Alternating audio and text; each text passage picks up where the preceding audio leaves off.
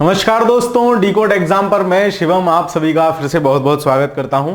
पूर्वावलोकन श्रृंखला में हम लोग भारत का भूगोल पढ़ रहे हैं और भारत के भूगोल में अब हम लोग धीरे धीरे आ चुके हैं।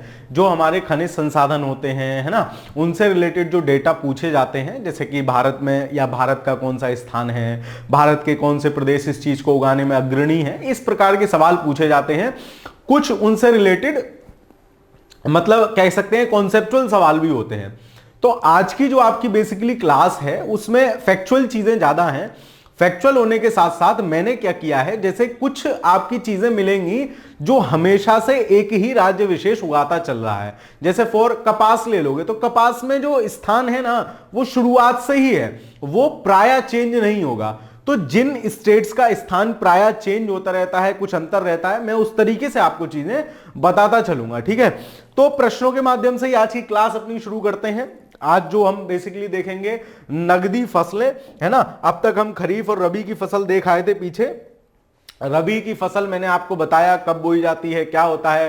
खरीफ क्रॉप मैंने आपको बताई चीजें, है ना, याद कराई रबी की क्रॉप क्या थी। अगर आपने नहीं देखा है वो लेक्चर तो पीछे जाके देख आइए। अब नगदी फसलें मेरी कौन सी होती हैं?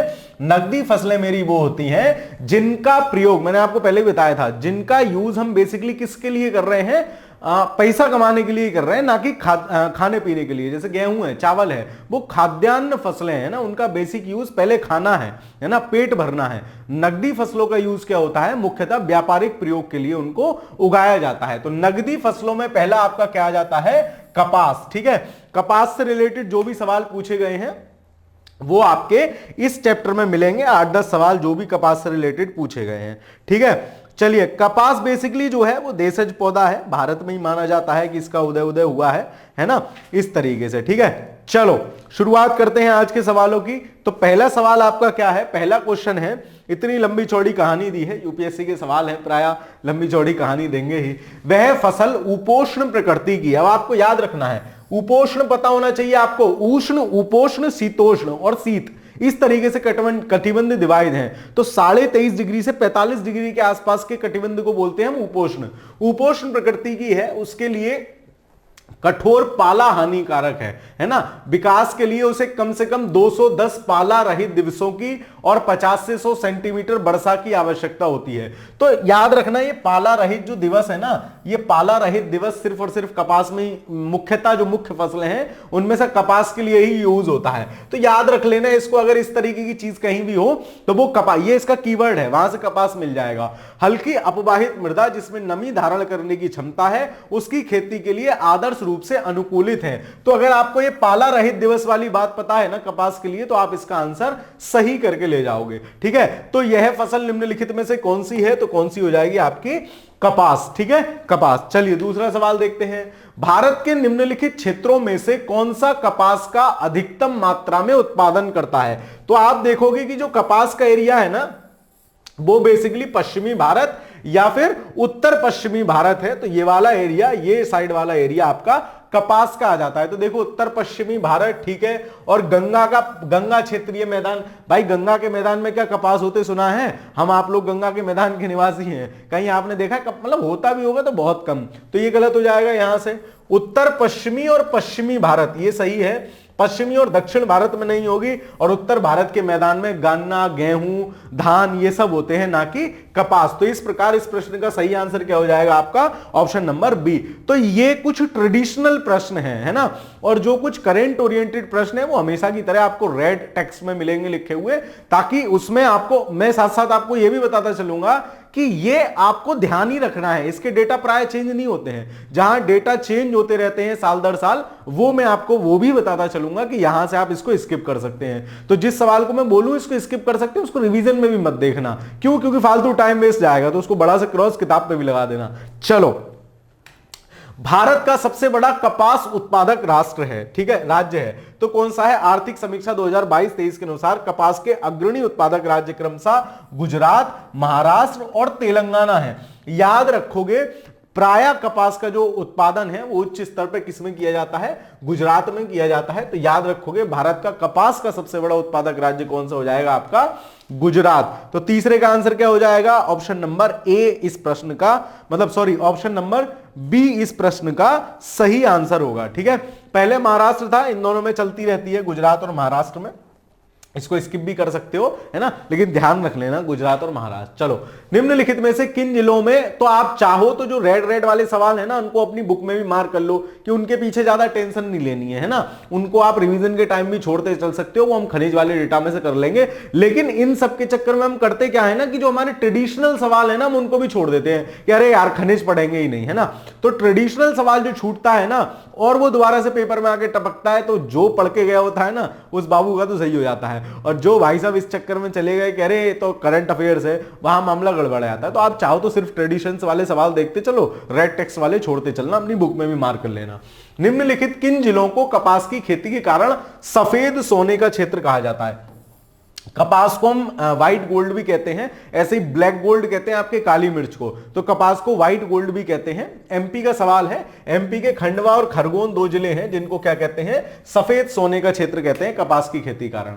महाराष्ट्र में निम्नलिखित में से कौन सी एक फसल श्वेत स्वर्ण के नाम से जानी जाती है, श्वेत स्वर्ण कह ले, व्हाइट गोल्ड कह ले, है ना, वो किसको कहेंगे, वो आपका कहेंगे कपास को, व्हाइट गोल्ड, है ना। कपास बेसिकली आपने पीछे इमेज में देखा ही था, दिखा देता हूं दोबारा, ये देखिए ये बेसिकली कपास है, व्हाइट व्हाइट आप देख पा रहे होंगे, कपास के उससे जो है निकली हुई है, तो ये बेसिकली व्हाइट गोल्ड कहलाती है। ठीक है, चलो, तो सफेद सोना किसको कहेंगे, आपका कपास को कहेंगे। ठीक है, अगला सवाल देखते हैं।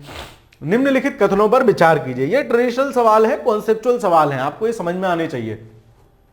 भारत कपास के पौधे का आदि निवास है ना। आदि निवास का क्या मतलब है कि यहीं से कपास की उत्पत्ति मानी जाती है। तो आपका ये कथन पहला वाला बिल्कुल सत्य है कि भारत जो है कपास का आदि निवास है। ठीक है, दूसरा देखते हैं, विश्व में भारत पहला देश है जहां कपास की संकर किस्म विकसित हुई थी जिसके परिणाम स्वरूप वर्धित उत्पादन होता है। संकर किस्म क्या है, मतलब दो वैरायटी का मिक्स्ड ब्रीड करके हमने उत्पादित कर दिया, तो वो संकर किस्म हो गई, है ना, जिसके परिणाम स्वरूप वर्धित उत्पादन मतलब ज्यादा उत्पादन होता है। ठीक है, तो इस हिसाब से ऑप्शन नंबर ए भी सही है, दो भी सही है। अब आपको ट्रेडिशनल चीज है, ये आपको पता होनी चाहिए कि कपास जो है भारत का पौधा है ना, तभी आप इस प्रश्न का सही आंसर लगा पाएंगे। Option number C will be the right answer, कि एक और दो दोनों सही हैं। चलिए, कपास के रेशे प्राप्त होते हैं, इस कन्या को आप देख पा रहे होंगे, ये कपास निकाल रही है ना, रुई, ये आप देख रहे हो, ये बीज है, पौधे का बीज उस पे आता है और बीज में से ही वो क्या करते हैं, रुई, वो व्हाइट हो गया, मतलब अंदर जब बीज बड़ा हो जाता है तो वो क्या होती है, फट जाता है बीज, और फटने के बाद ये व्हाइट व्हाइट आप देख पा रहे हो ना, ये बीज फटा हुआ है, व्हाइट व्हाइट उसमें से निकल आता है, जिसको अलग से चुन लिया जाता है। तो पर्ण से, पर्ण मतलब पत्ती नहीं, बीज से रेशे प्राप्त होते हैं, तने से कोई मतलब नहीं, मूल से कोई मतलब नहीं। ठीक है, चलिए आगे चलते हैं, इसीलिए मैं इमेज भी लगा के लाया ताकि मतलब इमेजिनेशन भी कर सको चीजों का। महाराष्ट्र में काली मिट्टी के क्षेत्र में कपास को गन्ने की फसल से प्रतिस्पर्धा का सामना करना पड़ रहा है ना, मतलब अब कपास लोग कम कर रहे हैं, महाराष्ट्र वाले एरिया में गन्ना ज्यादा कर रहे हैं।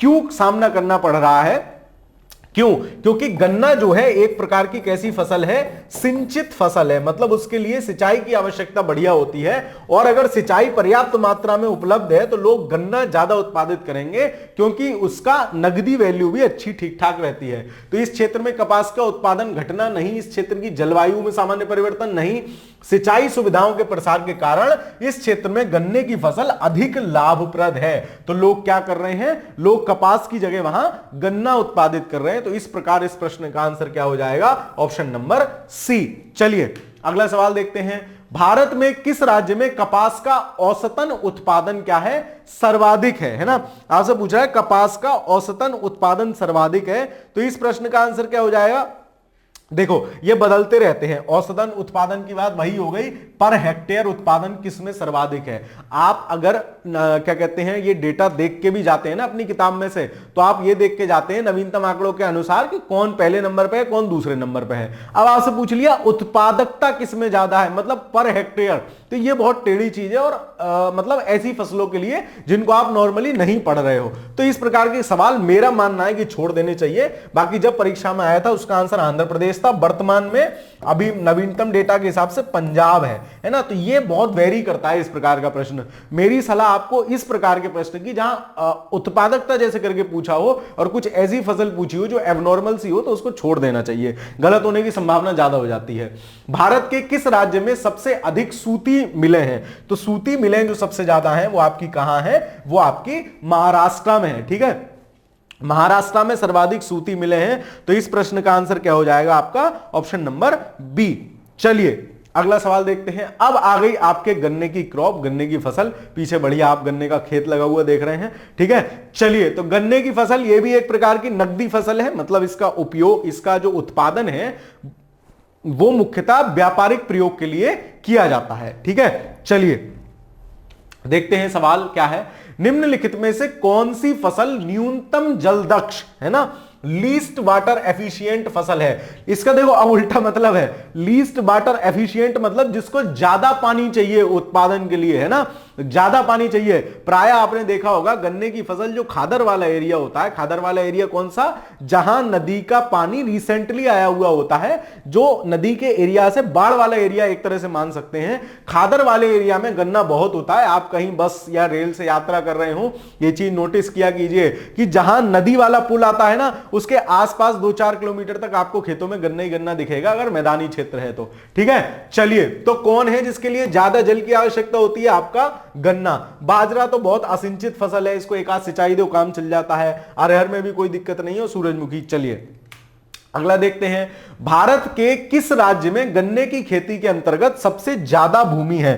तो आप ध्यान रखना, क्योंकि अब इसका देखो कॉमन सेंस से भी ये सवाल हो सकता है और प्राय इसका यही सही आंसर होगा। गन्ने की खेती कहां होगी? गन्ने की खेती वहां होगी जहां उपजाऊ भूमि ज्यादा होगी, है ना, उपजाऊ भूमि ज्यादा होगी। अब पूरा हमारा गंगा यमुना का मैदानी क्षेत्र आपका पूरा उत्तर प्रदेश है, और उत्तर प्रदेश क्षेत्रफल की दृष्टि से भी काफी बड़ा है।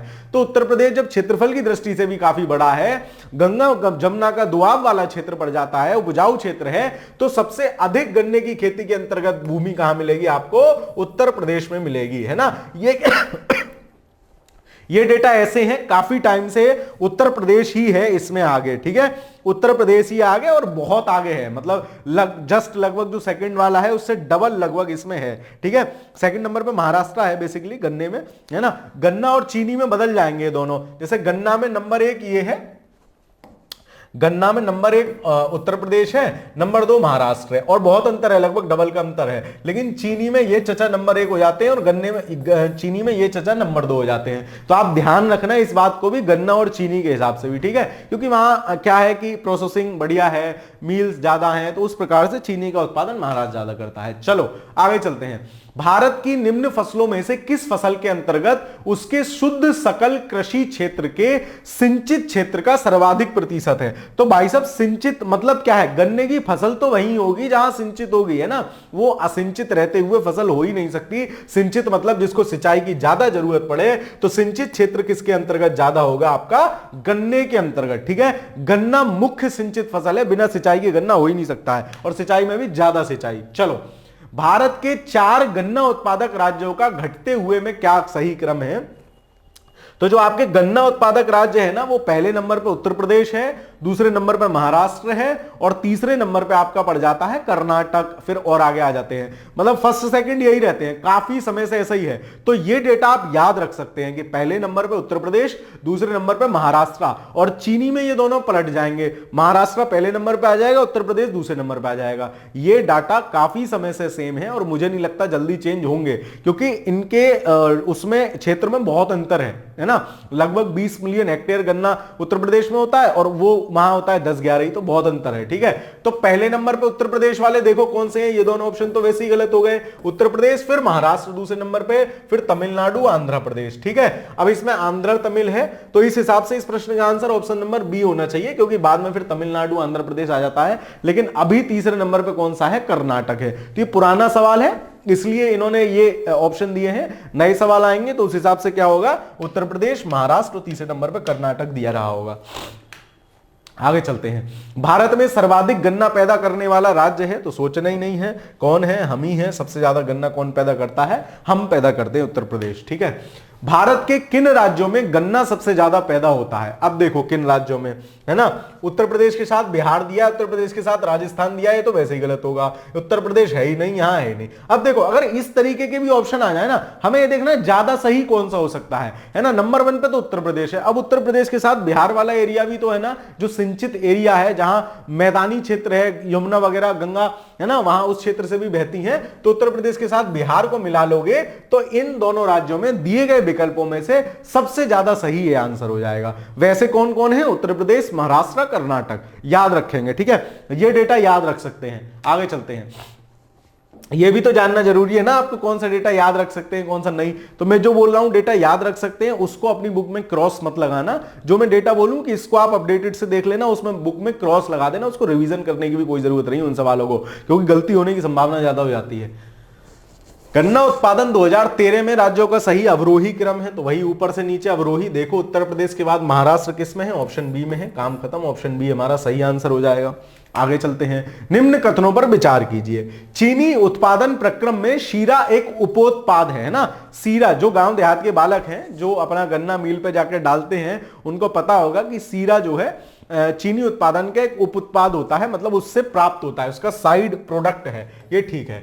चीनी कारखानों में चीनी मिलों से निकली खोई भार के लिए बॉयलरों में ईंधन के रूप में प्रयोग की जाती है। गन्ना जब पिड़ता है, तो आपने अगर गन्ने का जूस भी पिया होगा तो देख रहे हो कैसे वो गन्ने वाला बार बार उसको जो है कोलू में पैर फेर के उसका रस निकाल के बिल्कुल उसे क्या कर देता है, उसकी खोई को बिल्कुल सूखा सा बना देता है। वो खोई आप अगर किसी चीनी मिल के आसपास वाले एरिया में या कभी आपने विजिट किया है तो वहां उस खोई के पहाड़ लगे रहते हैं पूरा, और वो खोई बाद में फिर ईंधन के रूप में प्रयोग हो जाती है, बिकती है। तो ये बिल्कुल ठीक है ना।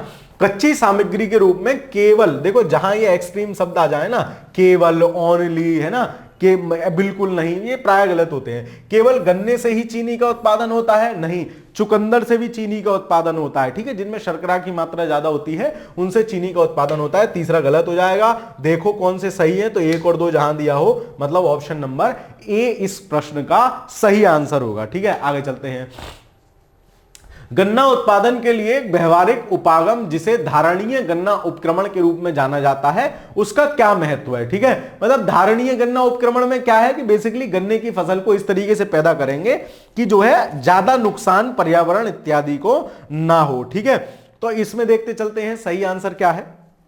देखो, है ना, पहले ही बड़ा सवाल देखकर घबराना नहीं है ना, इसमें कुछ ना कुछ संकेत होता है जहां ऑप्शन गलत होगा। देखो कैसे ढूंढते हैं संकेत। कृषि की पारंपरिक पद्धति की तुलना में इसकी बीज की लागत बहुत कम होती है ना। अब धारणीय गन्ना उपक्रम है, मतलब पॉजिटिव बात हो रही है, तो यार कम होती होगी लागत, मान लो इसको सही मान लेते हैं। इसमें चौन ड्रिप सिंचाई पद्धति का प्रभावकारी उपयोग हो सकता है ना, पॉजिटिव बात चल रही है। और ड्रिपिंग प्रणाली जो है कृषि सिंचाई की, वो पानी को कम खर्च करती है, तो दोनों सकारात्मक बातें हैं, सही हो सकती है। इसमें रासायनिक अकार्बनिक उर्वरकों का बिल्कुल भी इस्तेमाल नहीं होता है। देख रहे हो, एक्सट्रीम वर्ड आ गया, बिल्कुल भी इस्तेमाल नहीं हो सकता। ये कैसे हो जाएगा भाई? किसी एक ने भी लगा दिया ना तो ये स्टेटमेंट गलत हो जाएगा, है ना। तो इस प्रकार ये एक्सट्रीम स्टेटमेंट है, इसको गलत कर सकते हैं। कृषि की पारंपरिक पद्धति की तुलना में इसमें अंतरासेचन की ज्यादा गुंजाइश होती है। अंतरासेचन मतलब उसके साथ साथ हम कुछ सब्जी वब्जी भी उगा लें गन्ने के साथ साथ, तो ये भी सही है। मतलब 1 2 4 इसमें सही होंगे, या तीसरा हटाओ तो भी आंसर आपको मिल जाएगा। इन तीनों में तीसरा है, बी इस प्रश्न का सही आंसर हो जाएगा, ठीक है। चलिए, गन्ने में शर्करा की मात्रा घट जाती है यदि, जब गन्ना बढ़ रहा हो ना उस समय पाला पड़ जाए, है ना, पाला पड़ जाए, वो वैसा सिस्टम हो जाए तो गन्ने में शर्करा की मात्रा कम हो जाएगी, मतलब उससे चीनी कम निकलेगी। पौधे बढ़ने की अवधि में वर्षा हो जाए, वर्षा होगी तो फायदा होगा। पकने की अवधि में पाला गिर जाए, तो ये सही है। गन्ना पक रहा हो उस समय पाला गिर जाए, मामला गड़बड़ हो जाएगा, ठीक है। चलो आगे चलते हैं। भारत में चीनी के प्रथम 3 अग्रणी उत्पादक राज्य हैं। मैंने आपको बताया कि गन्ना सबसे ज्यादा पैदा हो रहा है उत्तर प्रदेश, महाराष्ट्र, कर्नाटक में। और चीनी की बात आ जाए तो महाराष्ट्र कूद के पहले नंबर पर आ जाएगा, उत्तर प्रदेश दूसरे नंबर पर पहुंच जाएगा। तो देखो, नवीनतम आंकड़ों के अनुसार शीर्ष चीनी उत्पादक राज्य क्रमशः कौन कौन से हैं? महाराष्ट्र है, उत्तर प्रदेश है और कर्नाटक है। देखो महाराष्ट्र उत्तर प्रदेश किसमें पे, इसमें उत्तर प्रदेश पहले, ये गलत ये गलत, बिहार का तो कोई मतलब नहीं, महाराष्ट्र उत्तर प्रदेश। अब तमिलनाडु इसमें दे रखा है, क्यों? क्योंकि पुराना सवाल है। तो इस प्रकार इस प्रश्न का आंसर क्या हो जाएगा? ऑप्शन नंबर ए सही आंसर होगा, ठीक है। तो चीनी के गन्ने के आंकड़े आप याद रख सकते हैं, कपास का भी ध्यान रख सकते हो, लेकिन कपास का छोड़ भी सकते हो क्योंकि कपास नए डेटा उसके गुजरात और उनमें कॉन्फ्लिक्ट चलता रहता है। आगे चलते हैं। निम्नलिखित में से 15-16 के बृहत्तम चीनी वाले कौन से राज्य हैं? तो महाराष्ट्र, उत्तर प्रदेश, कर्नाटक। जहां हो देखो इसमें उत्तर प्रदेश पहले है, महाराष्ट्र, उत्तर प्रदेश, तमिलनाडु, महाराष्ट्र, उत्तर प्रदेश, कर्नाटक, तो हमारा ये ज्यादा सही होगा। चीनी उद्योग के संबंध में निम्नलिखित कथनों में से कौन सा सही है? विश्व में चीनी के उत्पादन में भारत का हिस्सा 15% से अधिक है। ठीक हो सकता है। आगे चलते हैं। भारत में चीनी उद्योग दूसरा सबसे बड़ा कृषि आधारित उद्योग है। ठीक है। भारत चीनी का सबसे बड़ा उपभोक्ता है और भारत चीनी का सबसे बड़ा उत्पादक है। तो भाई साहब हम उत्पादक नहीं है चीनी के सबसे बड़े, चीनी का सबसे बड़ा उत्पादक रिसेंट में जो है वो कौन है? वो आपका चाइना है, मतलब चीन है। ठीक है। हम दूसरे नंबर पे हैं, बाकी सारी चीज ठीक है। उपभोक्ता हम सबसे बड़े हैं, चाय में इतनी चीनी डाल डाल के पी जाती है ना। चलो, और बाकी ये भी ठीक है और ये भी ठीक है। तो ऑप्शन 1, 2, 3 कहां है? ऑप्शन नंबर सी में हो जाएगा सही आंसर, 23वें का सी। आगे चलते हैं। शक्कर नगर चीनी का एक प्रमुख उत्पादक केंद्र है। तो जो शक्कर नगर है वो आपका तेलंगाना में पड़ता है। अब इसमें कोई पुराना सवाल है तो आंध्र प्रदेश ये आंसर होगा, तेलंगाना में पड़ता है। तो शक्कर नगर जो एक प्रमुख उत्पादक क्षेत्र है चीनी का, वो कहां पड़ जाता है आपका? वो आपका है आंध्र प्रदेश में। लेकिन वर्तमान में याद रखोगे, मान लो सवाल रिपीट हो जाए और तेलंगाना भी ऑप्शन दिया हो तो ब्रैकेट में लिख लेना तेलंगाना में है। ठीक है। चलो आगे चलते हैं। कौन सा राज्य भारत का शक्कर का प्याला कहलाता है? भाई मेरे, जहां पर गन्ना ज्यादा होगा उसी को शक्कर का प्याला कहेंगे, है ना। वो प्याला नहीं जो आप सोच रहे हो। ठीक है। वो प्याला नहीं, ध्यान देना है। वैसे बनता तो वो भी गन्ने से ही है। खैर, तो शक्कर का प्याला किसको कहते हैं? आपके उत्तर प्रदेश को। प्रिय उत्तर प्रदेश। ठीक है। भारत में निम्न राज्यों में से चीनी का कटोरा कह लो, शक्कर का प्याला कह लो और किसी का प्याला कह लो, सब कौन है? आपका उत्तर प्रदेश है। ठीक है। तो अब ये फैक्चुअल सवाल है, इसमें क्या समझाना है? आगे चलते हैं। 1903 में भारत में प्रथम चीनी मिल कहां स्थापित हुई थी? तो उत्तर प्रदेश के देवरिया जिले के प्रतापपुर में स्थापित हुई थी। देवरिया जिला, तो देवरिया को भी याद रखना। ठीक है। देवरिया को भी याद रखना, पता लगे जिले दे दे तो आपको याद रहे। देवरिया के प्रतापपुर में स्थापित हुई थी, यानी ऑप्शन नंबर बी सही आंसर होगा। और 1903 भी याद रख लेना। मुझे क्यों ऐसा लग रहा है पता नहीं, ये सवाल रिपीट मार के पूछेगा आपसे। ठीक है। चलो आगे चलते हैं। किन कारकों ने उत्तरी भारत से दक्षिणी भारत में चीनी उद्योग के स्थानिक स्थानांतरण में सहायता की है? ठीक है। पहले उत्तर प्रदेश काफी पहले चीनी उत्पादन में प्रथम नंबर पे था, अब उत्तर प्रदेश दूसरे नंबर पे चला गया, पहले पे महाराष्ट्र आ गया है। तो वही ये सवाल पूछ रहे हैं कि किसने, ऐसे कौन कौन सी चीजें हैं जो चीनी का उत्पादन ऊपर से नीचे चला गया। देखो, गन्ने का प्रति एकड़ उच्चतर उत्पादन, भाई ज्यादा उत्पादन होता होगा। गन्ने में शर्करा अधिक होना, यह भी सही है। पेराई का अधिक लंबा मौसम भी वहां होता है। सस्ता श्रम, ऐसा कुछ नहीं है, श्रम का कोई कॉन्सेप्ट नहीं है। तो 1, 2, 3 देखो कहां है? ऑप्शन नंबर सी सही आंसर हो जाएगा। ठीक है। चलो, अब ये ट्रेडिशनल सवाल है। आप अगर ये वाला चैप्टर पूरा छोड़ जाएंगे ना, कह रहे इसको तो करंट से पढ़ लेंगे, भाई साहब परीक्षा में जाके ऐसे ही करंट लगता है। ठीक है। तो याद रखेंगे। आगे चलते हैं।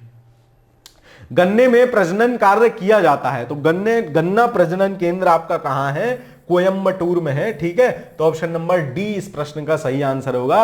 गन्ना प्रजनन केंद्र आपका कहां है? कोयम्बटूर में है। इसको याद रख लेना भाई, 2-3 बार सवाल पूछा गया है, एक आध बार स्टेटमेंट के माध्यम से, एक आध बार और कैसे भी करके, एक आध बार और कैसे भी करके। तो जो गन्ना प्रजनन केंद्र है वो आपके कहां है? कोयम्बटूर में है। ठीक है। कोयम्बटूर, या कभी कभी अगर राज्य का नाम दे दे तो कौन सा आ जाएगा? राज्य कौन सा हो जाएगा? तमिलनाडु। ठीक है। याद रखेंगे। चलो आगे चलते हैं। गन्ने के बीज उत्पादित किया जाता है, तो फिर वही बात, एसबीआई तमिलनाडु में। ठीक है। एसबीआई तमिलनाडु, वो कोयम्बटूर। तो गन्ने के बीज का उत्पादन पूछे, गन्ना प्रजनन केंद्र पूछे, कहां है? घुमा फिरा के वही बात है। गन्ने की अड़साली, है ना, अड़साली फसल पकने के कितना समय लेती है? सामान्यतः गन्ना 12 महीने में पक के तैयार हो जाता है, लेकिन जो अड़साली फसल है ना वो कितना समय लेती है? 18 माह लेती है ना, 18 माह लेती है। और ये अड़साली फसल जो आपकी है ये बेसिकली कहां उगाई जाती है? किस राज्य में मिलती है? तो महाराष्ट्र में। ठीक है। महाराष्ट्र में उगाई जाती है अड़साली फसल। चलो आगे चलते हैं।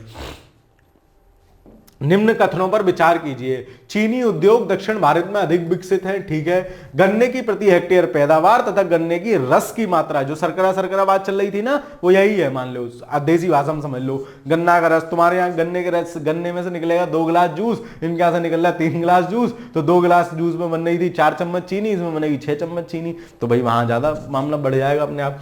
गन्ने की प्रति हेक्टेयर पैदावार तथा गन्ने के रस की मात्रा दक्षिणी राज्यों में अधिक है।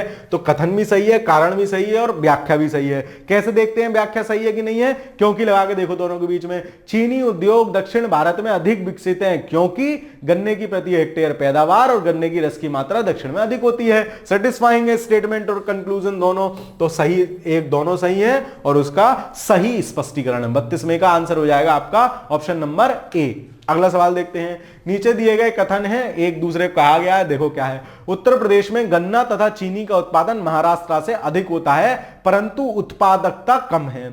महाराष्ट्र में अधिकांश चीनी मिलें सहकारी क्षेत्र की स्थापित है, ठीक है। यद्यपि ये स्टेटमेंट गलत है कि गन्ना और चीनी दोनों का उत्पादन ज्यादा होता है, ठीक है, लेकिन फिर भी आंसर आपका इसमें बी दिया हुआ है ना, उत्पादकता कम है। लेकिन मेरे हिसाब से इसको आप गलत मानोगे क्योंकि गन्ना का उत्पादन महाराष्ट्र से ज्यादा नहीं है, गन्ना तो वो सॉरी चीनी का उत्पादन महाराष्ट्र में ज्यादा है ना, लेकिन बी सही है। तो मेरे आपकी बुक में इसका आंसर ये दिया है लेकिन मेरे हिसाब से जो सही होना चाहिए ये गलत है किंतु आर सही है। ऑप्शन नंबर डी इस प्रश्न का सही आंसर होना चाहिए, ठीक है। मतलब अब क्या कर सकते हैं, उत्तर प्रदेश लोक सेवा आयोग ने आंसर दिया है तो दिया है, मैंने आपको दोनों बताता चल दिया। आगे चलते हैं। CO 1148 किसकी प्रजाति है? गन्ना की प्रजाति है। ये भी सवाल छोड़ने वाले होते हैं, है ना, मतलब PYQ कर लो। जैसे आरओ में सवाल आया था एक, उसमें वो सब दी थी सरसों की कौन सी प्रजाति फलाना किसकी, तो वो सारे PYQ अगर किसी ने किए हैं ना उनको याद, केवल उन्हीं को याद कर रखा है तब भी आपका आंसर हो जाएगा। नई कोई प्रजाति आ जाए तो ये प्रश्न प्राय छोड़ने वाले होते हैं क्योंकि इनमें गलत होने की संभावना ज्यादा रहती है। आपको लगेगी को अच्छा गेहूं की प्रजाति होगी, गेहूं मारा होगा, आंसर गलत हो जाएगा। याद रखोगे इस चीज को, ठीक है। चलो आगे चलते हैं। अगला चैप्टर है तिलहन।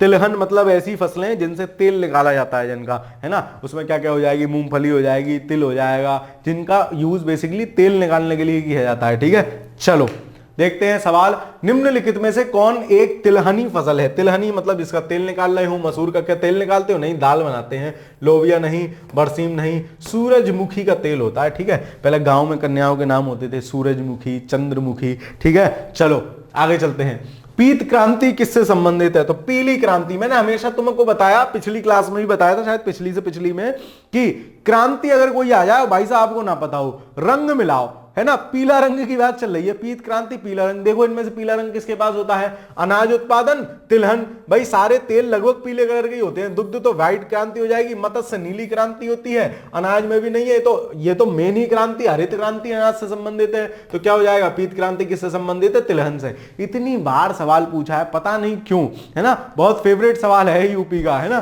किसी न किसी एग्जाम में आगे टपक ही जाता है। चलो आगे देखते हैं। फिर वही सेम सवाल, पीली क्रांति किससे संबंधित है? तिलहन से, ठीक है। आगे चलते हैं। पीली क्रांति भारत में किससे संबंधित है? फिर वही सवाल, तिलहन से। कृषि उत्पादन से हरित हो जाएगी, मछली से नीली हो जाएगी और दलहन भी उसी में आ जाएंगे, कृषि में। आगे चलते हैं। शुष्क भूमि के लिए सर्वाधिक उचित फसल कौन सी है?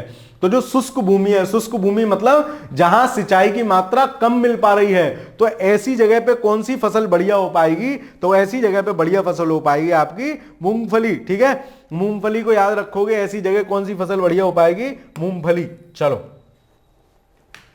पेंगिंग एक लाभकारी प्रक्रिया है, किसमें है? मूंगफली में है ना। गन्ना हाँ, पेंगिंग मूंगफली में होता। बेसिकली होता क्या है कि मूंगफली की फसल का जो बीज का क्या होता है, बीज फटने के बाद उसमें से जड़ सी निकल आती है, क्योंकि मूंगफली जमीन में हो रही है, जड़ सी निकल आती है और वो जड़ क्या करती है, लगातार नीचे जाती है, तो मूंगफली बड़ी होती जाती है। तो पेंगिंग जो प्रक्रिया है वो मूंगफली के लिए प्रक्रिया है और लाभकारी है। तो इसको फैक्ट को याद रख लेना, है ना, याद रख लेना, मूंगफली पेंगिंग, है ना, याद रख लेना, तो ताकि क्या कहते हैं अगर दोबारा सवाल पूछा जाए तो आपका गलत ना हो, ठीक है।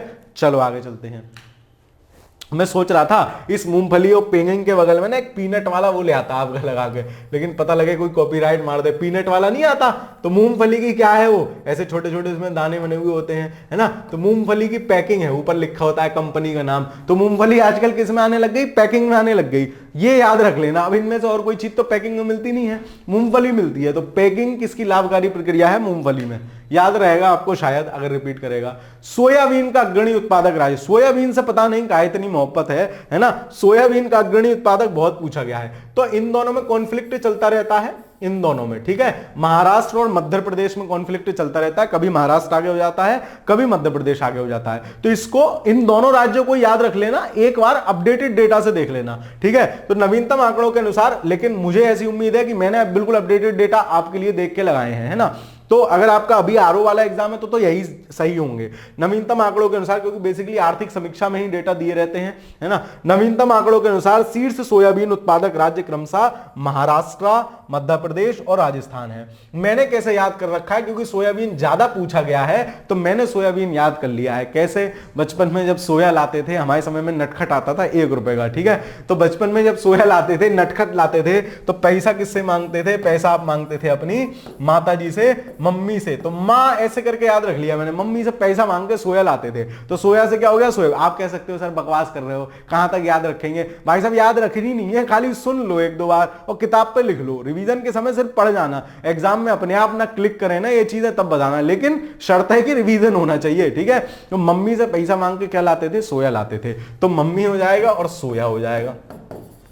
सोया से सोयाबीन और मां से मामा वाले राज्य दोनों हो जाएंगे महाराष्ट्र, मध्य प्रदेश। अब कॉन्फ्लिक्ट रहता है तो देख लेना एक बार, जो करंट डेटा है उसमें क्या है, वर्तमान के हिसाब से महाराष्ट्र नंबर 1 है। तो सोयाबीन का, क्योंकि कई बार सवाल पूछा गया है इसलिए मैंने सोचा आपको बता दूं। सोयाबीन का अग्रणी उत्पादक किसमें है? तो इसमें केवल महाराष्ट्र दिया ही नहीं है, मध्य प्रदेश दिया है तो हम मध्य प्रदेश लगाएंगे, महाराष्ट्र दिया होता तो नंबर 1 पे महाराष्ट्र लगाते। सोयाबीन का अग्रणी उत्पादक कौन है? इसमें महाराष्ट्र दिया है तो हम महाराष्ट्र लगाएंगे, ठीक है। चलो आगे चलते हैं। भारत के किस प्रदेश में सोयाबीन की खेती का सर्वाधिक क्षेत्रफल है ना। तो सर्वाधिक क्षेत्रफल जहां उत्पादन है वही है, तो क्या हो जाएगा? इसमें से मध्य प्रदेश हो जाएगा, महाराष्ट्र है नहीं। तो आगे चलते हैं। 1992-93 में किसकी इतनी प्रचुर वो हुई थी कि उसे कीर्तिमान माना जा सके? छोड़ दो भाई साहब, इस सवाल कोई मतलब नहीं है, ठीक है, कोई टेंशन नहीं है, छोड़ दो, काटने वाला सवाल है। आगे चलते हैं। अब 92-93 में हम क्या करेंगे, हम जान के किसकी फसल ज्यादा हुई थी। भारत में तिलहन का सबसे बड़ा उत्पादक है। अब देखो, आर्थिक समीक्षा 2022-23 के आंकड़ों के अनुसार तिलहन उत्पादक शीर्ष राज्यों में कौन कौन से हैं? राजस्थान है, मध्य प्रदेश है, गुजरात है। तो तिलहन उत्पादक जो राज्य हैं, अब तिलहन वाले भी चेंज होते रहते हैं, कभी एमपी आ गया जाता है, कभी राजस्थान नंबर 2 पे चला जाता है। तिलहन उत्पादन का जो डेटा है वो आप लोग अपडेटेड से एक बार देख लेंगे, अभी के हिसाब से राजस्थान इसका आंसर होगा, ठीक है। आगे चलते हैं। कौन सा राज्य मूंगफली का सबसे बड़ा उत्पादक है? मूंगफली में कोई टेंशन नहीं लेनी है, मूंगफली गुजरात बहुत टाइम से नंबर 1 पे है, राजस्थान नंबर 2 पे है ना। अब कुछ लोग बुरा मान सकते हैं, मैं याद करने की ट्रिक बता दे रहा हूं। अब जैसे मान लो चुनाव है अगले साल, मान लो बाई चांस x हार जाते हैं, तो क्या करेंगे? वहीं के हैं, कहां के हैं? यहां के हैं, तो क्या बेचेंगे? मूंगफली सबसे बढ़िया है, बढ़िया बिकती है ना, तो क्या करेंगे? ऐसे करके। मैंने ऐसे याद कर सकता, आप भाई साहब कैसे भी कर सकते हैं, ठीक है। तो गुजरात क्या हो जाएगा? मूंगफली का सबसे बड़ा उत्पादक राज्य हो जाएगा। आपको कनेक्टिंग हो जाएगी, मतलब दिमाग में याद आ जाएगी, अच्छा गुजरात वाले मूंगफली बेच रहे थे, खाली बस काम चल जाए और कुछ नहीं है, ठीक है। बाकी और कोई मतलब नहीं है इस तथ्य का, मेरे सिर्फ याद कराना आपको उद्देश्य है। आगे चलते हैं। मूंगफली के क्षेत्रांतर्गत कम परंतु प्रति हेक्टेयर बहुत अधिक उत्पादन वाला राज्य है। फिर ये वही वाले बकवास वाला सवाल आ गया, मैंने आपको बताया ऐसा सवाल टेंशन मत लो, छोड़ आना है ना, ऐसा सवाल बिना चिंता के छोड़ आना है प्राय। लेकिन और अगर देखो लगाना भी हो तो मैं तो सारे सवाल करके आऊंगा सर, अब सारे सवाल करके आएगा तो बेटे गलत होने के चांसेस ज्यादा रहेंगे, लेकिन फिर भी मन है कि ना जी मैं तो लगाऊंगी, कैसे छोड़े आऊं सवाल। तो याद रखना, प्रति हेक्टेयर उत्पादकता बेसिकली जो ज्यादा है ना, बहुत सारी चीजों की पंजाब में ज्यादा है। क्यों? क्योंकि वहां सिंचाई वाला सिस्टम बढ़िया है। और कॉमन सेंस से सोचना है तो ये देखना है कहां सिंचाई का सिस्टम बढ़िया है, दिए गए ऑप्शंस में से जहां सिंचाई का सिस्टम बढ़िया होगा, अपडेटेड टेक्नोलॉजी होगी, वहां प्राय उत्पादकता ज्यादा हो ही जाएगी। तो उस हिसाब से इस प्रश्न का आंसर भी सी सही है। मैं फिर भी कहूंगा ऐसे छोड़ आना सवाल। निम्न में से असंबद्ध उत्पाद को बाहर कीजिए। देखो कौन सा असंबद्ध है, तिल, मूंगफली, अरंडी, सरसों। तो इसमें से तिल का तेल भी खाने में यूज लेते हैं, मूंगफली का तेल भी खाने में यूज लेते हैं, सरसों का तेल भी खाने में यूज लेते हैं, अरंडी का तेल खाने में यूज में नहीं लिया जाता है। तो इस हिसाब से ऑप्शन सी सही हो जाएगा, है ना। आगे चलते हैं। राजस्थान किस वस्तु का प्रमुख उत्पादक है? तो राजस्थान इनमें से किसका हो जाएगा? चना, सरसों, कपास। गेहूं का होगा नहीं, कपास का होगा नहीं, किसका हो जाएगा? सरसों, या फिर दूसरा ऑप्शन है आपका दूसरा ऑप्शन है आपका चना। तो चना का भी नहीं होगा, क्योंकि चना तो रबी की फसल जाएगी, रबी की में महाराष्ट्र शायद नंबर 1 पे होगा, है ना। और राजस्थान हम देख के आ रहे हैं, तिलहनों में राजस्थान नंबर 1 था ही, तो तिलहन के हिसाब से सरसों में नंबर 1 हो जाएगा। आपको कमेंट के माध्यम से ये बताना है कि सरसों किसकी फसल है, रबी की है कि खरीफ की है। उस दिन मैंने याद कराई है ना, उस दिन मैंने मुझ पर बिना बोले रुका नहीं जा रहा है, लेकिन मैं रोक लेता हूं अपने आप को, आप बताएंगे। और मैंने कैसे याद कराया है कमेंट के माध्यम से, अगर किसी सज्जन की श्रद्धा हो तो वो भी लिख सकती हैं या सकते हैं। आगे चलते हैं, दिए गए मानचित्र पर विचार कीजिए। कर लेंगे भाई सब विचार। ए वाला एरिया गुजरात वाला एरिया है, और गुजरात में क्या होगा, मूंगफली सबसे ज्यादा है, ठीक है, तो ये दोनों हो गए। फिर बी वाला एरिया महाराष्ट्र वाला एरिया है, और महाराष्ट्र में रागी थोड़ी ना होगी, गन्ना ज्यादा होगा, ठीक है। सी ओडिशा वाला एरिया है, यहां रागी ज्यादा होती है। और डी आंध्र प्रदेश वाला एरिया है, यहां तंबाकू ज्यादा होती है ना, तंबाकू खा खा के लोग अंधे हो गए हैं। तो आंध्र प्रदेश अगर पूछे तो तंबाकू में काफी अच्छा उत्पादन होता है। इस हिसाब से ऑप्शन नंबर 20 प्रश्न का सही आंसर होगा। अच्छे सवाल हैं, आने चाहिए, पन्ना ज्यादा गिरेगा लेकिन ऐसे सवालों से। खैर, भारत में उत्पादित मुख्य तिलहन निम्नलिखित में से कौन से हैं? अच्छा, क्रम पूछ रहा है, छोड़ दो, बहुत पुराना सवाल है, इतने पुराने में हम नहीं जाएंगे, है ना। आधुनिक रूप से देखोगे तो सबसे ज्यादा तिलहन क्या हो जाएगा, है ना, उस हिसाब से फिर ऑप्शन नहीं मिलेगा। मेरे हिसाब से सबसे ज्यादा सोयाबीन होना चाहिए, है ना। मुख्य तिलहन सोयाबीन, मूंगफली, सरसों, तिल, यानी 4 3 2 1, ऑप्शन डी होना चाहिए वर्तमान हिसाब से। खैर, फिर भी इस सवाल को छोड़ सकते हो। आगे चलते हैं, वरुणा किसकी प्रजाति है? देखो यही पूछे गए हैं, है ना, यही सेम अभी आप आगे आके देखोगे तो आरओ में 2017 में एक मैचिंग करके सवाल पूछ लिया गया इन्हीं प्रजातियों से। तो आपको बेसिकली ये वाली जो है ना वो याद रख लेनी है। तो वरुणा किसकी है? सरसों की है। वरुणा सरसों की प्रजाति है। पूसा बोल्ड भी सरसों की प्रजाति है। पूसा बोल्ड किसकी प्रजाति है? सरसों की, ठीक है। तो ऐसे याद कर लो कि सरसों के तेल के ब्रांड आते हैं, 2-3 याद कर लो यार, हैं वरुणा, पूसा बोल्ड है, ऐसा करके याद कर लो। चलो, पीतम्बरी, अब पीला आइटम है तो कुछ ना कुछ सरसों का ही होगा, तो ऑप्शन नंबर सी, ये भी सरसों की है। ये 3 फसल याद कर लेना, मैचिंग में सवाल आया, मतलब पुराना अगर आया हुआ है ना वो गलत नहीं हो भाई साहब। वरुणा और दूसरी प्रजाति आपकी ये पीतम्बरी हो गई, और ये कौन सी हो गई? पूसा बोल्ड। तो वरुणा, बोल्ड, पीतम्बरी, ठीक है। चलो, जिप्सम की अधिक मात्रा किसके लिए आवश्यक होती है? मूंगफली के लिए आवश्यक होती है ना, मूंगफली के लिए आवश्यक होती है। मैंने अपनी किताब पे लिख रखा था, इसमें मुझे याद नहीं होता था, भूल जाता था, तो मैंने लिख रखा था जेब में मूंगफली, ठीक है। मूंगफली लेके भाई साहब जेब में ही तो रख लेते हैं, थैली में रख के कौन खाता है, जेब में रख लेते हैं, चबाते रहते हैं। तो जिप्सम मतलब जेम, और जेम में क्या होगी? मूंगफली होगी। तो मूंगफली में जिप्सम की मात्रा अधिक होती है, ठीक है। आगे चलते हैं, कौशल किस फसल की उन्नत प्रजाति है? तो कौशल भी मूंगफली की है, ठीक है, कौशल भी मूंगफली की है। मुझे तो ऐसे याद था, मेरे संग में एक लड़का था कौशल, भाई साहब जाड़ों में मार छिलके छिलके किए रहता था सब जगह, तो मैंने तो खैर उसी से कर रखा था। आप लोग अपने हिसाब से देख लेना, कौशल किसकी प्रजाति है? मूंगफली की एक प्रजाति है, ठीक है। और पीछे वरुणा, पूसा बोल्ड और पीतम्बरी, ये किसकी थी? सरसों की थी। 5 बार बोलो, मम्मी को बताओ, मम्मी काम कर रही, मम्मी बताओ, मम्मी आपको पता है सरसों की कौन कौन सी प्रजाति होती है? बोले हाँ मम्मी को तो पता होगा, डैश डैश डैश ब्रांड, फलाना फलाना फलाना ब्रांड, ठीक है। तो मम्मी को वो सब पता होंगी, लेकिन तुम बताना नहीं, मम्मी वरुणा एक प्रजाति होती है सरसों की, और पूसा बोल्ड एक होती है, और एक पीतम्बरी होती है। 5 बार बताओ, घर के जितने मेंबर हैं सबको बताओ, जो चीज याद ना हो रही हो ना, जितने आदमी हो घर में सबको बताओ, अपने आप याद हो जाएगी। आगे चलते हैं, है ना, और एग्जाम में क्लिक कर जाएगी। फिर इस तरीके से करोगे ना तो एग्जाम में भी क्लिक कर जाएगी। अच्छा, घर पे बता रही थी तो बात सही हो गई। आगे चलते हैं, निम्नलिखित में से किस फसल में सबसे ज्यादा प्रतिशत तेल की मात्रा होती है? तो सबसे ज्यादा तेल इनमें से तिल में होगा, तिल का तो निकाला ही तेल जाता है, तिल के बाद मूंगफली में होता है, ठीक है। तो याद रखोगे, नंबर 1 पे तिल में होता है, फिर मूंगफली में होता है। आगे चलते हैं, इस हिसाब से इस प्रश्न का आंसर डी सही होगा, है ना, डी सही होगा, सबसे ज्यादा इसमें तिल में है। आगे चलते हैं, कुसुम एक तिलहनी फसल है, इसका वैज्ञानिक नाम क्या है? तो कुसुम नाम की कन्या है, वो कैसी रहती है? टिप टॉप रहती है, ठीक है, टिप टॉप रहती है। तो टिप टॉप लिख लो कुसुम के साथ, मतलब रिपीट अगर सवाल करे ना तब भाई सब गलती नहीं हो, नया पूछ ले तो छोड़ देंगे, पता ही नहीं, सारे सवाल तो वैसे ही नहीं करके आने हैं। तो कुसुम एक तिलहनी फसल है ना, वो किसकी, उसका नाम क्या है? तो कार्थेमस टिंक्टोरियम, ठीक है। तो कुसुम क्या है? टिपटॉप है। आगे चलते हैं, अब आ गए आपके दलहन। दलहन मतलब दालें, तो देखो दाल बढ़िया बढ़िया दी हुई हैं। ये काहे की है? मसूर की दाल है। ये काहे की है? अरहर की दाल है। ये काहे की है? चलो कमेंट के माध्यम से बताना। सर तीसरा वाला फोटो फलानी दाल का था। चलो दलहन, आगे चलते हैं, सवाल देखते चलते हैं। भारत में दालों के उत्पादन के संदर्भ में निम्नलिखित कथनों पर विचार कीजिए, है ना। अब देखो ये कॉन्सेप्चुअल सवाल हैं, ये गलत नहीं होने चाहिए, इनके विषय में पता होना चाहिए। तो दालों के उत्पादन के संदर्भ में निम्नलिखित कथनों पर विचार कीजिए, कर लेंगे भाई साहब।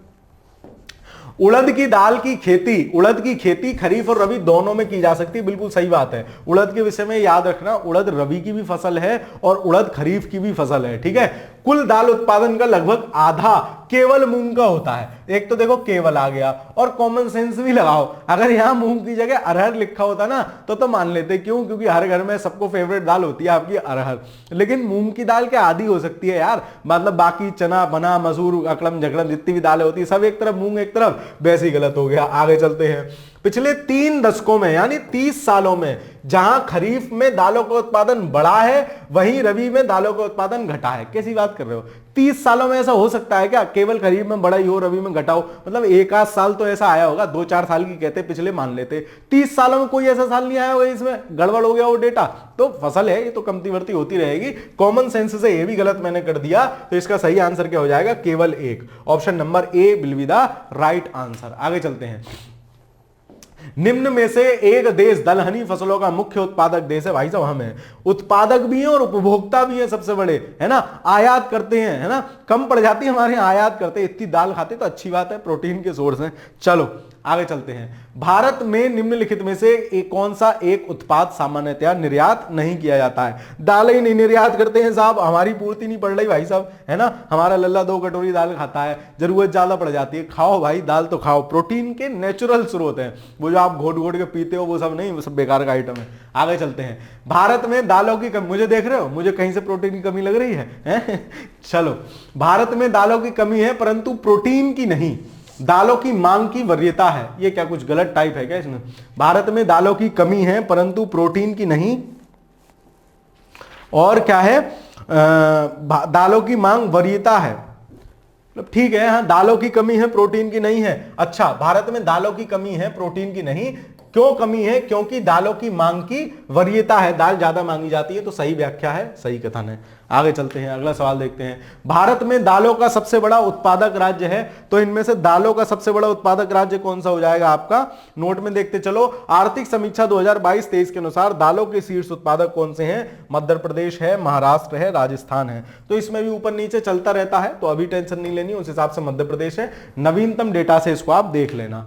फसल का प्रकार जिसमें हवा से नत्रजन संचित करने की, नत्रजन मतलब नाइट्रोजन संचित करने की क्षमता होती है। दालें वो फसलें होती हैं जो हवा से नाइट्रोजन संचित करके मिट्टी में कर देती हैं, तो मिट्टी की उर्वरक क्षमता क्या होती है? बढ़ जाती है, अच्छी हो जाती है। आगे चलते हैं। दलहनी फसलों के उत्पादन हेतु कौन सा तत्व आवश्यक है? कोबाल्ट आवश्यक है। दलहनी फसलों के उत्पादन हेतु कोबाल्ट एक आवश्यक तत्व है, ठीक है। आगे चलते हैं। निम्नलिखित में कौन सही सुमेलित नहीं है? अच्छा, ये प्रजाति है, मेरे हिसाब से छोड़ आना, ठीक है। लेकिन देखो फिर भी अब आपको जो पता है उन्हें देख लो, है ना। जैसे मेरे हिसाब से ऐसे सवाल छोड़ देने चाहिए क्योंकि गलत होने की संभावना ज्यादा हो जाएगी, ठीक है। चलो, तो इसमें से सरसों वरुणा ठीक है, मसूर पंत ये भी ठीक है, मूंगफली चंद्रा भी ठीक है, मैंने पढ़ रखी है इसलिए मुझे याद है। नीलम जो है ना, नीलम भाई साहब आम की प्रजाति है, अरहर की प्रजाति नहीं है। तो इस हिसाब से मेरे हिसाब से इसमें ऑप्शन नंबर ए सही आंसर होना चाहिए। 67 का आंसर हो जाएगा आपका ऑप्शन नंबर ए। जो नीलम है वो अरहर की प्रजाति नहीं है। तो इस प्रकार का अगर ऐसा कोई सवाल आ जाए जो मतलब जाना पहचाना सा हो तो सही कर सकते हो, ठीक है। जैसे मुझे कंफर्म इसमें 2 पता थे कि सरसों पता थे, वरुणा PYQ है, मूंगफली चंद्रा पता थी, ये पढ़ रखी है कहीं, ठीक है। ये नहीं पता, ये नहीं पता, लेकिन नीलम पता था कि भाई साहब नीलम आम की प्रजाति होती है, मैंने ऑप्शन ए लगा दिया। तो अगर ये स्ट्रेटेजी अपनाओगे इस तरीके से तो गलत वाले सवाल नेगेटिव ले जाएंगे ये सवाल है, ठीक है। चलो आगे चलते हैं। वायुमंडल में नत्रजन का स्थिरीकरण ना करने वाली दलहनी फसल कौन सी है ना। तो नाइट्रोजन का स्थिरीकरण तो चना करेगी, मटर करेगी, मूंग करेगी, राजमा थोड़ा कम करता है, करता तो राजमा भी है, तो उस हिसाब से ऑप्शन सी सही आंसर होगा, है ना। याद रखना राजमा थोड़ा कम नाइट्रोजन स्थिरीकरण करता है। ना पूछ रहे हैं तो गलत ही होना चाहिए, लेकिन फिर भी ज्यादा सही कौन सा सही है? तो सी सही है। आगे चलते हैं। दलहनी फसलों में संतुलित खाद का अनुपात एनपीके है तो 1:2:3 होता है ना, या फिर 1:2:2 भी मिलता है एनपीके का अनुपात दलहनी फसलों में, है ना। दलहनी फसलों में तो देखो 1:2:3 है क्या, नहीं है, तो 1:2:2 लगाएंगे, ऑप्शन नंबर ए सही आंसर लगाएंगे। दलहनी फसलों के लिए संतुलित खाद्य का खाद का जो अनुपात है एनपीके है, ठीक है, तो उसको याद रखोगे आप, 1:2:3 है या 1:2:2। अरहर का जन्म स्थान है अरहर, है ना, हर हर महादेव, हर हर महादेव, तो याद रखोगे इसको। भारतवर्ष में क्यों, हमारी सबकी सबसे फेवरेट दाल होती है अरहर, है ना। कोई दाल नहीं मिले तो मम्मी कौन सी बोले, अरहर की बना लो, सब खा लेंगे, है ना। तो अरहर की दाल है, तो भारतवर्षी इसका जन्म स्थान है अरहर की दाल का। आगे चलते हैं, मालवीय चमत्कार किसकी प्रजाति है ना। मालवीय चमत्कार मतलब माता जी का चमत्कार है, कोई कुछ नहीं घारा होता है तो अरहर की दाल बना लेती हैं, तो मालवीय चमत्कार भी किसकी है, माता जी के चमत्कार है अरहर की दाल। कुछ भी करके याद कर लेना, मुझे याद है, मैं तो खाली बता रहा हूं बस। तो मालवीय चमत्कार किसकी प्रजाति है आपकी, अरहर की, ठीक है। चलो अगला सवाल देखते हैं, निम्नलिखित में से कौन सुमेलित नहीं है ना, कौन सुमेलित नहीं है, कौन सुमेलित है, सॉरी, अरहर, बहार, चना, अपन्ना, जौ, धान, ठीक है। तो इसमें से जो अरहर की प्रजाति है ना, बहार, ये डैश लगे होने चाहिए इसमें, चना, अपन्ना एंड धान NBW, है ना। तो अरहर की प्रजाति जो है बहार, वो सही है, बाकी सब गलत है। तो आपको अरहर की एक प्रजाति बहार भी याद कर लेनी है चमत्कार के साथ साथ। आगे चलते हैं, बहार एक प्रसिद्ध प्रजाति है, देखो सवाल रिपीट हो गया, पिछला वाला कहां है, 2008 में, मतलब ऑप्शन में जो हो ना उनको तो याद कर ही लेना है भाई साहब। तो बहार किसकी प्रजाति है, अरहर की, ठीक है। अब जो PYQ मार के गया होगा ना उसका सही हो जाएगा। आगे चलते हैं, मूंगफली की एक प्रजाति बताई थी मैंने अभी, कौन, कौशल, हमारे साथ पढ़ता था कौशल, मूंगफली जेब में डाले रहता था भाई कौशल। अगर आप मेरी वीडियो देख रहे हो तो गुस्सा मत करिएगा। चलो ठीक है, आगे चलते हैं। मटर की पत्ती विहीन प्रजाति जाति है, तो अपन्ना जो है ना वो मटर की पत्ती विहीन प्रजाति है। 74 का आंसर क्या हो जाएगा आपका, ऑप्शन नंबर सी, अपन्ना जो प्रजाति है ना मटर की पत्ती विहीन प्रजाति है। फिर वही बात, ऐसे सवाल छोड़ देने हैं, घबराना नहीं है, कंफर्म पता हो तब लगाना, वरना मत लगाना। आगे, निम्नलिखित राज्य, सर आप तो आधे ज्यादा सवाल कह रहे हो छोड़ने, भाई आधे ज्यादा नहीं कहे, मुश्किल 10 सवाल होंगे, हैं 10 सवाल होंगे जिनको मैंने बोला है छोड़ देने हैं, और सारे कराओगे, ऐसी तुम्हारी सूरत नहीं लगती। चलो मेरी भी नहीं है, तुम्हारी क्या होगी। निम्नलिखित राज्यों में कौन सा वर्ष 2011-12 में दालों का सबसे बड़ा उत्पादक था, तो दालों का जो सबसे बड़े शीर्ष उत्पादक है अभी मैंने आपको बताया मध्य प्रदेश, महाराष्ट्र और राजस्थान है, तो उस हिसाब से इसका आंसर क्या होगा, डी। दालों में चेंज होते रहते हैं, ठीक है, फिलहाल डी याद रखना। निम्नलिखित में सही हूं, अब देखो 2017 प्री में सवाल पूछा गया है आरओ के, और सारे PYQ हैं, देखो कैसे। सरसों वरुणा पढ़ के आए थे, है ना, वरुणा थी, पीतम्बरी थी, ये सरसों की प्रमुख प्रजाति थी, एक पूसा बोल्ड थी, है ना। मटर की सपना प्रजाति होती है, ये भी है। मूंगफली कौशल, ये भी पढ़ के आए थे। अलसी सूर्य हमने पढ़ी नहीं, तो यही गलत है, जो नहीं पढ़ी है वो गलत है, बाकी सब तो पता है ना भाई। सरसों पता है, मटर पता है, मूंगफली पता है, सूर्य जो है वो अलसी की प्रजाति नहीं है, ठीक है। चलिए अगला चैप्टर देखते हैं। अब आपका आ गया मुख्यतः रेशम, है ना। रेशम आप देख रहे हो, ये कीट होता है रेशम का, और चारों तरफ अपने इस तरीके से प्रोटीन के रूप में ही अपनी खाल मान लो, इसकी कुछ भी मान लो, ऐसा सा बना के रखता है, ठीक है। चलो तो इसके सवाल देखते चलते हैं, है ना। क्या कहते हैं, रेशम का अग्रणी उत्पादक कौन है, इस तरीके से बेसिकली तो यही सवाल कई बार पूछा गया है कि रेशम का अग्रणी उत्पादक कौन है, ठीक है। तो रेशम में आप याद रख सकते हो, रेशम का अग्रणी उत्पादक कर्नाटक है। जैसे कैसे याद रख सकते हो, ये रेशम मतलब बेहतरीन सा कपड़ा बनेगा रेशम का, तो रेशम अगर कोई पहन ले तो नाटक करता है, थोड़ा ऐसे हिलाएगा हाथ, थोड़ा ऐसे हाथ हिलाएगा, थोड़ा बार बार समेटेंगे, है ना। और आप अगर होगे तो बार बार ऐसे करके करोगे, तो रेशम का कोई कपड़ा पहनेगा तो बार बार नाटक करेगा। तो रेशम का जो पैदा करने वाला राज्य है वो कौन है, कर्नाटक है, और काफी समय से है, कर्नाटक काफी बड़ा है रेशम उत्पादन में, उसको बीट करना सहज नहीं है।